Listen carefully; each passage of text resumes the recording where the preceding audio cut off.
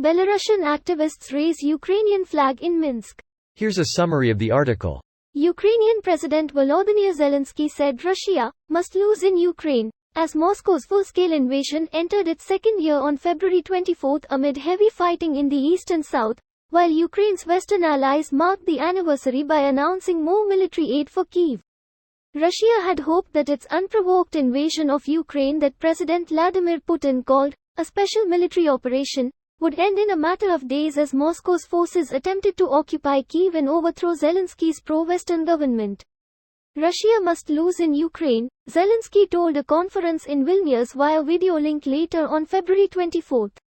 In a statement, NATO reaffirmed the 30-member alliance's unwavering support for Ukraine's independence, sovereignty, and territorial integrity in the face of Russia's aggression. Moscow's forces currently control some 20% of Ukraine's territory following a series of Ukrainian counteroffensives, but the war has settled into trench warfare as neither side has managed to make sizable advances in the east, where fierce artillery exchanges have turned Bakhmut and the town of Vuhledar into ruins. The Russian leadership is likely pursuing a long-term operation where they bank that Russia's advantages in population and resources will eventually exhaust Ukraine, the British intelligence report said. On the eve of the anniversary, the UN General Assembly voted to demand a comprehensive, just, and lasting peace and again called for Russia to stop fighting and withdraw its forces from Ukraine. This post received a score of 10,000, with an upvote ratio of 97%. Here are the top comments in response to this article. This is astonishingly dangerous. I work with a person living in Minsk. He is careful not to wear blue and yellow or say anything in support of Ukraine in public for fear of being arrested. So, hooray and safety to whoever raised this flag. 90% of young Belarusians want to join the EU. Eventually they will get what they want. Similar numbers for Iranian youth wanting to get rid of the theocratic government, but that doesn't mean anything until they overcome the oppression. It takes time for the older folks, to leave. Greater than amid a brutal crackdown on dissent by the authoritarian ruler Alexander Lukashenko's regime. Evidently, brutal crackdowns aren't having the desired effect. The beatings will continue until morale improves. Lukashenko is such a little bitch ass. How long until Luka falls out the 22nd floor? Not long. Putin can arrange a fall from a window or his army can turn against him. His choice, the little bitch. Such is life in the Russian sphere.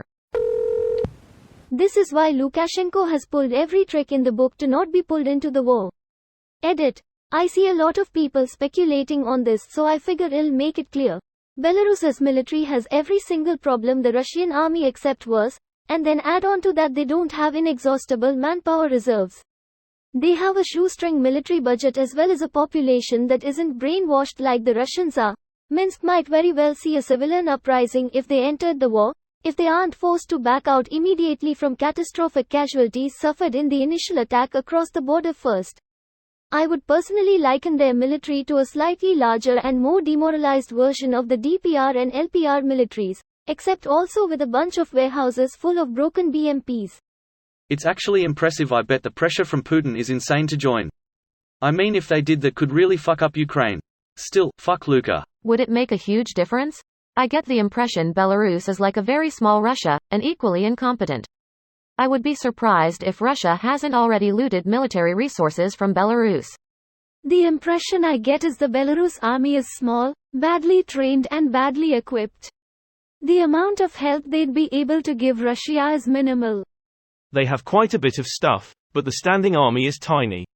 Really, the help they can give Russia is materiel, and we already have footage of trains loaded with quite old Soviet materiel leaving Belarus for Russia. This video was automatically created by Reddit to speech. The article and comments in this video were selected from Reddit according to their upvotes, and any paraphrasing was performed by smmry.com, without any human intervention.